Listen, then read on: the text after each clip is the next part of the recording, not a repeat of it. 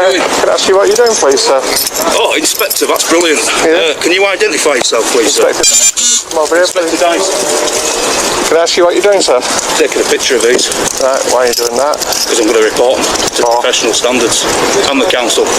All right, okay. Yeah, oh, absolutely disgusting. I've witnessed so many people having to walk onto the road. Just let you know, I am recording at the moment. Thanks for telling me, Inspector. Okay. I'm not going to go as at a you. matter of courtesy, just let you know. Obviously, I don't know who you are. Oh, yeah. You've got a mask on. That could obviously be some reason for you hiding your identity. I don't know. Yeah. Obviously, you've got a camera going as well. I have, and really you're taking photos of police station, police buildings. So I would ask you to desist on doing that, okay? Really? If you want to take photographs of police vehicles, that's fine. That's up to yourself. What offence is it, please, if you don't mind me asking? If you want to look it up, I don't know the full legislation, so I won't want to mislead you, but there is an offence of taking photographs within or of a public building.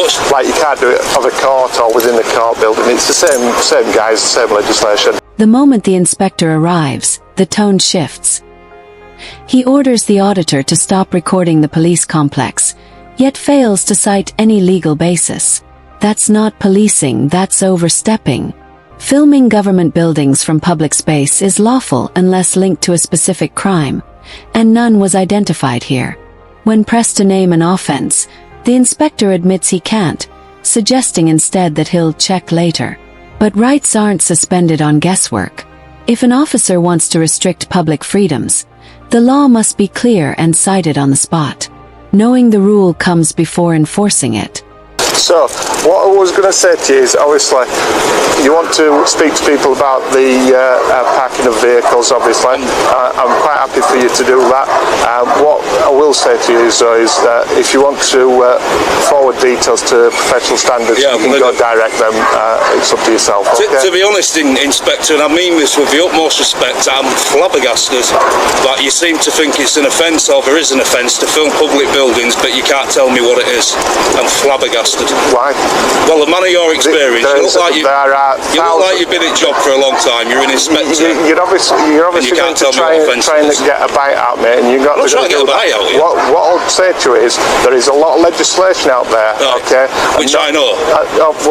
You tell me what that legislation is. Well, I don't need to tell you. You're an inspector, mate. I've told you there's legislation that prevents people from taking photographs of public buildings. Right. Okay? I cannot quote the actual script here of the legislation, but I can tell you it's in place. Stop talking about it. Instead of acknowledging that no law was broken, the inspector pretends a rule exists, then concedes he can't name it. That says it all. In the UK, there is no blanket ban on filming police stations.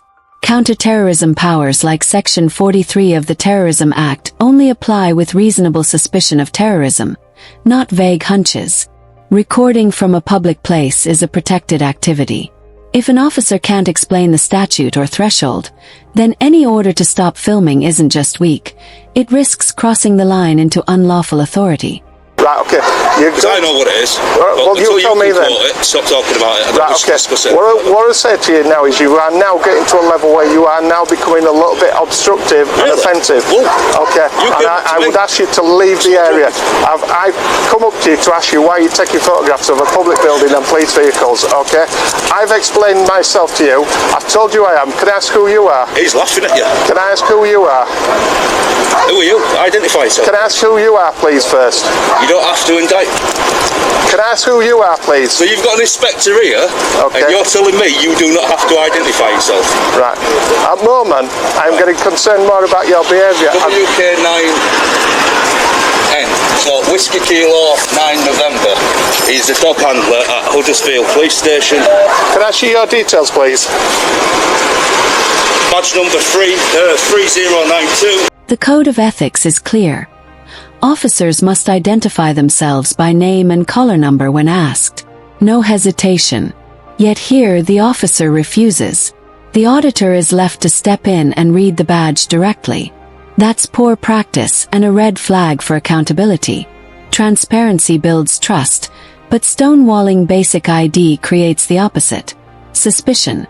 When police avoid even the simplest standard, confidence in professionalism quickly erodes. See, Huntington, you'll be sort of professional standards, sir. Can I see your details, please? No, you can't. Right, okay. What I'm saying to you now is that you are also causing a bit of a problem here now, aren't you? We've asked you to leave, okay? Okay. I know you are. And you're obviously one of these people that want to come round and try and wind police officers up. I'm just doing something other people don't have the balls to do, which is take pictures of police cars parked in just an absurd place. I mean, come on, who the hell is parked there? Right. Double yellow lines and double blips. Do you know what that means? Right. If you want to take that further, regarding professional standards, please do so. What I've asked you to do now is actually move on yourself. You've got professional standards as well. Fine. And so is this guy here. Yeah. Thank you very much. At least you told me you recorded. And it's nice to see you don't have a gang badge on. You've got a gang badge on, so don't even look at me. I don't want to speak to you. Get rid of that. Get yourself on eBay and get yourself one of these. $2.99 and wear it with pride. The Union Jack flag. Yeah, take that crap off. Get a Union Jack. I am starting to believe that you are now committing a racist incident. If you carry on a racist incident, yeah. I'm a British citizen. I perceive this to be a racist matter now. Okay. I would ask you to leave the area. I would ask you to leave the area. Okay. Because you just offended me and my colleagues by saying that badges that we wear are offensive. I find that offensive, and I believe that to be a racist behaviour. Please leave the area now. In England. Okay. I am wearing a Union Jack. How's that racist? Things then take a sharp turn. The auditor criticizes the thin blue line emblem, suggesting the Union Jack should be used instead. He's entitled to that opinion. But the inspector escalates, branding the remark a racist incident. UK guidance considers perception in hate-related reports, but context matters. Criticizing a symbol isn't an attack on race, ethnicity, or nationality.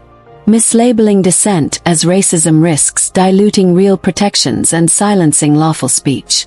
It looked less like protecting communities and more like shutting down criticism with a heavy-handed allegation. I'm not saying you're saying that he's racist. You're saying that things that we wear we shouldn't be wearing. I find that offensive, and I find that hating. I'll tell you what I find offensive. I want you to leave the area now, please. 20 years ago, I want you to leave the area. Police officers were told they wasn't allowed to wear the Union Jack. I want you to leave the area now, please. Because it wasn't part of the uniform. I want you to leave the area. Why are you wearing gang badges? What makes it part of the uniform? I want you to leave the area now. No. Okay. I'm on a public highway. I am on a public footpath being obstructed by 2 police vehicles. They're obstructing the path. I've got proof and evidence and somebody else recorded. Can I take your details, please? Because I believe you may be committing offences now. Committing an offence? Committing an offence? Yeah, obstructing the highway. No, these are obstructing the highway. Offences in relation to... Your police van's obstructing the highway. Yeah, that is allowed to do because I'm dealing with an incident that's protecting me. There's no incident to deal with. You came to me and that's what we're doing. I came to you because I was concerned about your behaviour, okay? And I am still concerned with behaviour. Bye-bye. Don't wish to speak to you anymore. Good. Absolute muppet.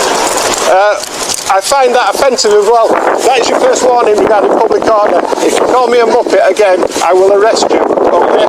Public order.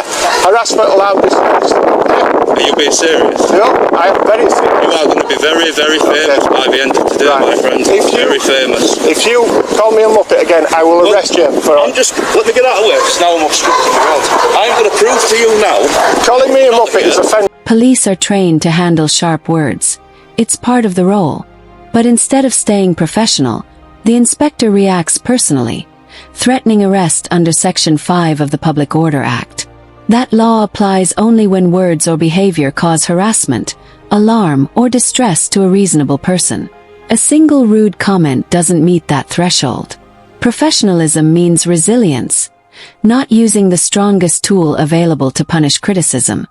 I am going to prove to you, Inspector, on camera, that you're under arrest for harassment, alarm and distress. That's done no wrong, mate. You're going to be in a lot of trouble.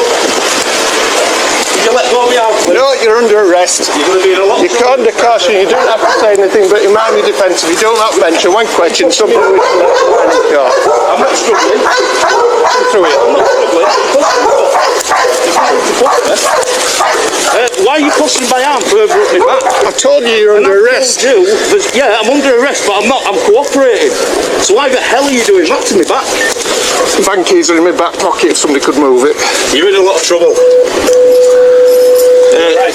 Don't delete Scan footage, Inspector, because I'll be making a subject access request. I'll be making a subject access request for your footage. Take the seat. Yeah, The auditor doesn't escalate. He doesn't repeat the remark. Yet the inspector detains him anyway. No caution, no clear trigger, no lawful basis. Just silence of a critic under the guise of authority. Escorting someone to a holding room without grounds isn't policing. It's misuse of power. And when the auditor warns there will be consequences, it rings true, because every second is caught on camera. Am I safe to turn the camera off? Take your back. Am I safe to turn the camera off? You can do whatever you want. Am I allowed to record in here? Yeah. Right, I'll turn it off. I'm still recording that. Yeah, that's fine. I'll be making a subject access request. So please do not delete your footage. And before you ask, I haven't got anything on me what I shouldn't have.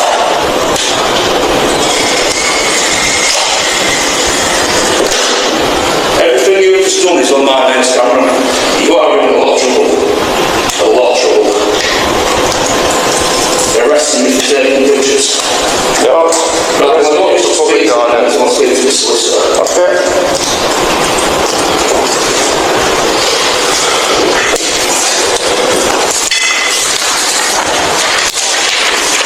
Excuse me, no phone calls in here. Can I let someone know here? No. No, not on this, here. No, we will do it once you get your Yeah, rights. yeah, that's Put fine. your phone down.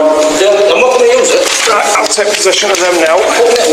I need to put this on. Take your stuff off You've got there. to break it. You've got to break this stuff. Nobody's breaking anything. Right. Okay. I've told you. All I want you to do is put it back on. No. No. I've told you. Right. You're in custody. You're under arrest. You've been cautioned. Right, I'll turn the camera off. Have you ever seen the Muppets, the Christmas special? Are you saying I can't say that word Muppet? Right.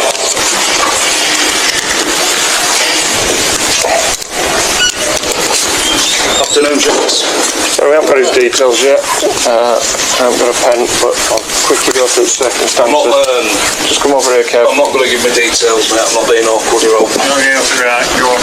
Okay. Listen, this chap is going to tell me why you're here. Yeah, of course. This man had been arrested for Section 5 public order, harassment and distress. Basically, I was leaving the building at 25 past the hour when I saw this gentleman crouching down at the side of two police cars which are parked in front of the building on the pavement. I stopped my vehicle to approach him to try and find out what was going on, as we were concerned that it might have been some sort of terrorist type threat. And speaking to him, I've realised he's some sort of video YouTuber and he's filming the building and the cars. I advised him regarding filming of public building. He said he was filming the obstruction of the vehicles on the path. He then started becoming abusive to one of my colleagues because of a badge that he was wearing. I've asked him to stop, advising that I felt it caused myself harassment, alarm and distress. At that point, he's then started obstructing the middle of the highway, and I told him to leave the area, at which point he started calling me a muppet, which I found harassment, alarm and distress. So I've arrested him at that point for that offence, for the prompt and effective investigation of it, to prevent his disappearance and to establish his identity, which I couldn't at that time. Once we established his ID, etc., we can turn him round. I'm more than happy with that. Do you understand the allegation? Yeah, I'm not going to start being awkward. I understand it. Yeah. I don't agree with it. It's crime. I understand it. Obviously, you can't go around doing that, and obviously the consequences of what happened and things like that. Yeah, of course. And obviously, you've been here around hours, but we obviously need to process you and figure out exactly who you are and all that kind of thing. I can't let you go without knowing who you are, unfortunately. We'll have to fingerprint you anyway, so if your systems, you'd come up anyway, so you might as well tell us now anyway. As the auditor is moved to the front counter, the inspector tries to rewrite the story. But the footage doesn't lie. It shows the reality. An overreach of authority. It began with an unlawful order to stop filming. Then came the false claim of a statute he couldn't name. Then refusal to give identification, forcing the auditor to find it himself. It escalated further when criticism of a police symbol was wrongly branded racist, and a minor insult was inflated into grounds for arrest under Section 5. Detention followed without warning or legal threshold. This wasn't about safety or law. It was about pride, pressure, and power. A senior officer, someone meant to set the example, instead broke from professionalism and accountability. And that's why auditors matter. Cameras expose how authority is wielded, especially when the law is forgotten. Because if this is how things unfold on camera, imagine what happens when no one is recording. That's today's report. If you found this breakdown useful, please like, comment, and subscribe. And check out Auditing Yorkshire in the description to support more accountability work.